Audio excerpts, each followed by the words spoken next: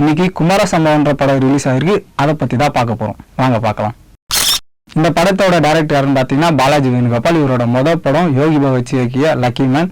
இந்த படத்தோட ப்ரொடியூசர் யாருன்னு பார்த்தீங்கன்னா கணேஷ். இவரோட முதல் படம் யாத்திசை. இந்த படத்தோட ஹீரோ யாருன்னு பார்த்தீங்கன்னா குமரன். இவர் சீரியல்ல வந்து நிறைய பேர் பார்த்துருப்பீங்க. இவர் இப்போ வந்து சின்ன திரையிலேருந்து வெள்ளித்திரைக்கு வராரு. இந்த படத்துல நிறைய கேரக்டர்ஸ்லாம் சேர்ந்து ஒரு ஃபன் ஃபில்லான ஒரு மூவியா இருக்குன்ற மாதிரி ஆடியன்ஸ் எல்லாருமே சொல்றாங்க. இந்த படம் ரிலீஸ் ஆனதுலேருந்தே வந்து நல்ல ஒரு பாசிட்டிவ் ரிவ்யூஸாக தான் எல்லாரும் கொடுத்துட்டு இருக்காங்க. ஸோ அந்த அளவுக்கு என்ன இந்த படத்துல இருக்குன்றதை நம்ம பார்க்கலாம். இப்போ பாலாஜி வேணுகோபால் இவர் வந்து என்ன பண்ணியிருக்காருன்னா ஒரு கிரேசி மோகன் ஸ்டைலில் வந்து இந்த படத்தை வந்து இயக்கியிருக்காரு. இந்த படம் வந்து நான் லீனியராக போறதுனால எல்லாரும் உட்காந்து ஃபர்ஸ்ட்ல இருந்து லாஸ்ட் வரைக்கும் பார்த்தா மட்டும்தான் புரியும். இந்த படம் 2 பேப்பர் போற பசங்கள்லேருந்து ஸ்டார்ட் ஆகும். அந்த பசங்க ஒரு வீடா போட்டு வருவாங்க. அப்போதான் நம்ம ஹீரோவோட வீட்டுக்கு வந்து பேப்பர் போட வருவாங்க. அப்போ பார்த்தீங்கன்னா அங்கே ஹீரோ வீட்டுக்கு மேலே இருக்க ஒருத்தர் வந்து இறந்துருப்பாரு, வரதன்ற கேரக்டர்.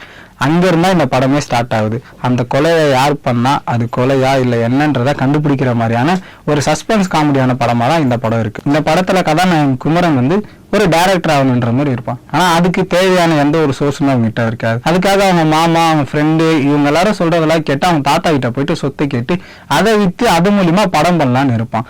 ஆனா அங்கதான் பிரச்சனையே ஆரம்பிக்குது. இந்த வீடு அவன் விற்கிறானா விற்கலையா, அதுல என்னென்னலாம் பிரச்சனை வந்தது, இதெல்லாம் தான் இந்த படத்தோட மெயின் பிளாட்டா இருக்கும்.